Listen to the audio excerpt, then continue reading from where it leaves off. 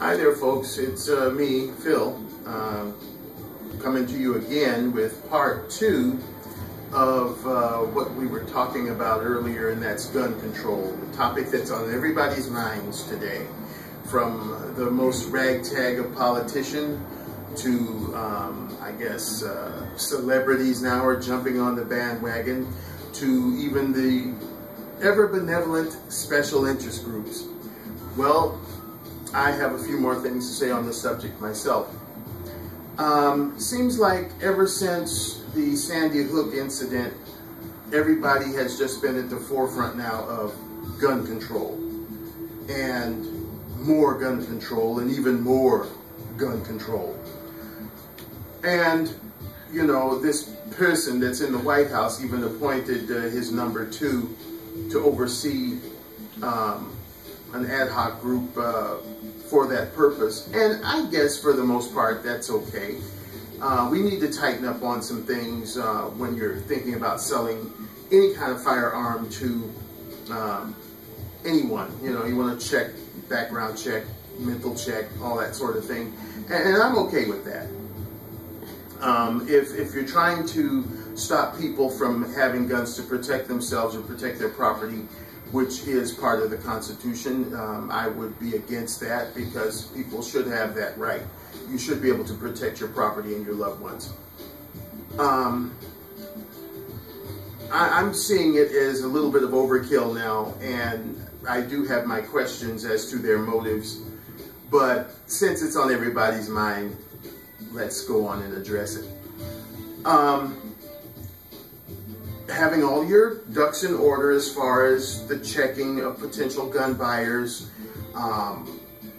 putting limitations on the magazines or the amount of bullets the gun is able to shoot, all that stuff is okay. That's cool. But you got to remember this. Laws are for honest people. All these gun control stipulations and new regulations are for honest people. Most of the crooks out there, most of the creeps, most of the scumbags are committing all these heinous crimes. I doubt very seriously are going through legal channels to purchase these weapons, these firearms. So where are they getting them from? They're buying them in the back alleys. They're buying them from the black market. The internet. The wonderful, wonderful internet, which can be such a wonderful thing on one end, but be a real crap salad on the other end, in as much as you can do and find everything on the internet, from how to make a bomb to how to make a pineapple upside down cake. They sell things over the internet in very covert and sneaky ways. Guns are purchased that way too. You know it, I know it, the folks in Washington know it, we all know it. I want to hear what steps they're taking on gun control in that arena. Nobody has ever said anything about that. Food for thought, isn't it? Everybody's talking about how to go through it on the legal end. You lock your doors. Back in the day, people didn't even have deadbolt locks. They just had a little door latch, because basically people were honest. So if you locked your door and you closed your windows, your home was pretty much secure. But remember, locks and window latches are for honest people. The crooks, they're not gonna, you know, try to get in your home by way of a key. They don't have a key to your home. So what are they gonna do? They're gonna kick the bloody door down. They're gonna bust through a window and get in your house. So then that calls for other measures. Deadbolts, double deads, slip latches, alarm systems, you name it. These things that these people, these politicians, these special interest groups, these celebrities are talking about, that's for honest people. That's for people like me, like you, who will go through legal channels, who will fill out the registration papers, who will go through all the proper procedure to obtain a gun, just as you would to obtain a car or a motorcycle. I'm thinking about the crooks out there. Show me something about how you're going to control guns, you know, in the sleazy side of the picture. Have you stopped to think about that, politicians?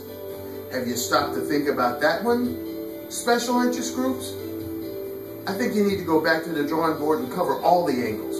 Just as you did with having all of this hoorah about gun control, when it's not the end-all, cure-all. Now I understand they're doing little studies into violent video games. Okay, that's all right.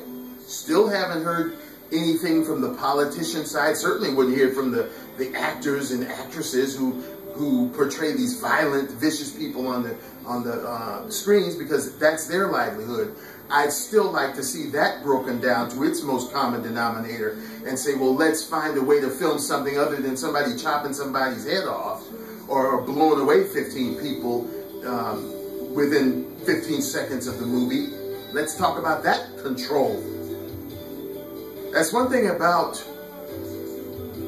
what we're doing here in this country. We seem to, again, I'm approaching this subject, seem to have tunnel vision.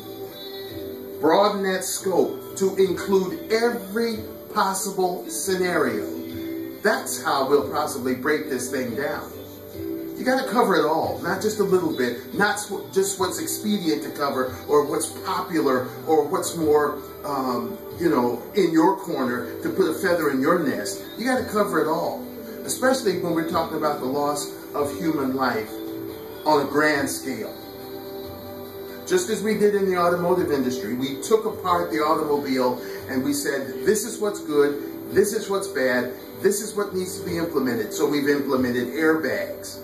First they were just in the steering wheel and on the passenger side of the dashboard. Now airbags are everywhere. You've got airbags to the side of the head. You've got shoulder airbags. You've got airbags to inflate on the door side of your body.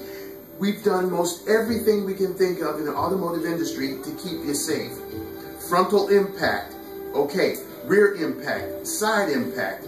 Now, just as of about, I guess, 5, 6 short months ago, we were talking about the offset collision, where like if you were to hit a telephone pole or the side of a building or something, and what stress points and what cabin intrusion aspects are, located on those kinds of accidents. So we're constantly taking things apart and looking at the whole picture. We need to start doing the same thing for this gun control thing. We're not going to solve anything if we have tunnel vision. So, yeah, to look at gun control on the end of, if you go into the store and get a gun, all of this little red tape and stuff that you have to go through, fine, beautiful, have no problem with it. But it's not the end-all, cure-all. You got to think about the sleazy dark side of town, where people are going in back alleys, getting these guns, Saturday night specials, Thursday night, advantages, whatever. AK-47s, PF-53s, or whatever they're using to blow people away. They're getting them from more places than just a gun store. Internet. Black market, back alley, think of that.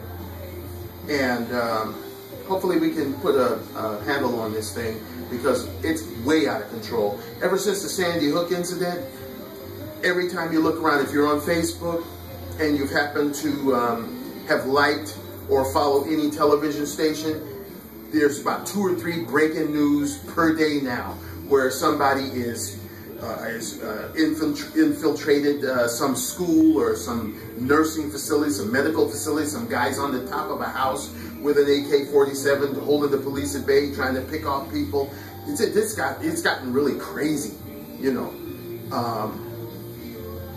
news media, they need to be more responsible. I've talked about this before. It's not important to talk about every single thing. If it's going to affect people, yes, you want to get that information out there. If this nut's on A Street trying to shoot people, then you want to keep the citizens away from A Street. That's what you're supposed to do, news media. You're not supposed to glorify the criminal. You're not supposed to glorify what he's doing, because that puts, ideas into the minds of the nuts. Report responsibly. So, I mean, we can talk about this for hours, but I think I've made my point that with the work you're doing, it's good, but you're not finished. You need to do more.